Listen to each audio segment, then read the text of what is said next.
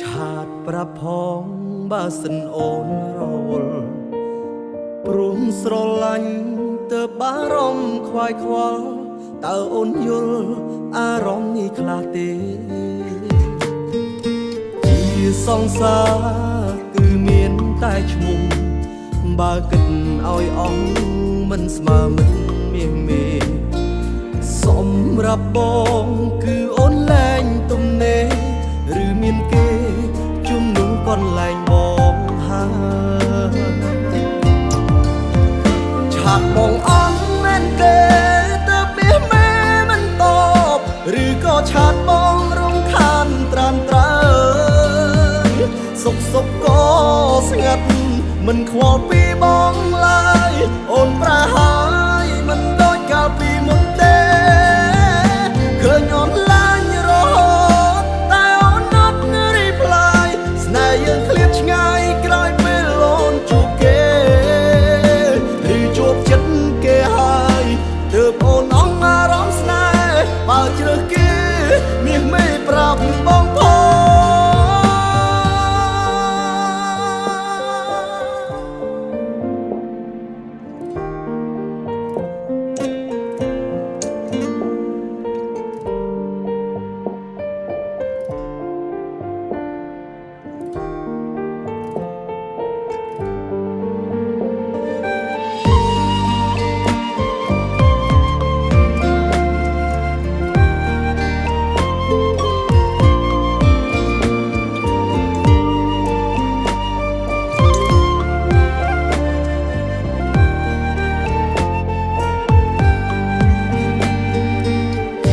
សង្សារគឺមានតែឈ្មោះ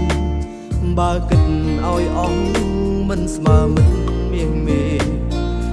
សម្រាប់បងគឺអូនលែងទំនេរឬមានគេជំនុំកន្លែងបងហើយឆាតបងអន់មែនទេទៅមាសមេមិនតបឬក៏ឆាតបងរំខានត្រាំត្រើសុខក៏ស្ងាត់មិនខ្វល់ពីបងឡើយអូនប្រហាយមិនដូចកាលពីមុនទេឃើញអូនឡាញរហូតតែអូនអត់រីប្លាយស្នេហ៍យើងឃ្លាតឆ្ងាយក្រោយពេលអូនជួបគេឬជួបចិត្តគេហើយទើបអូនអងអារម្មណ៍ស្នេហ៍បើជ្រើសគេមាសមេប្រាប់បងផងឆាតបងអន់មែនទេទៅមាសមេមិនតបឬក៏ឆាតបងរំខានត្រាំត្រើសុខក៏ស្ងាត់មិនខ្វល់ពីបងឡើយអូនប្រហាយមិនដូចកាលពីមុនទេឃើញអូនឡាញរហូតតែអូនអត់រីប្លាយស្នេហ៍យើងឃ្លាតឆ្ងាយក្រោយពេលអូនជួបគេឬជួបចិត្តគេហើយទើបអូនអងអារម្មណ៍ស្នេហ៍បើជ្រើសគេ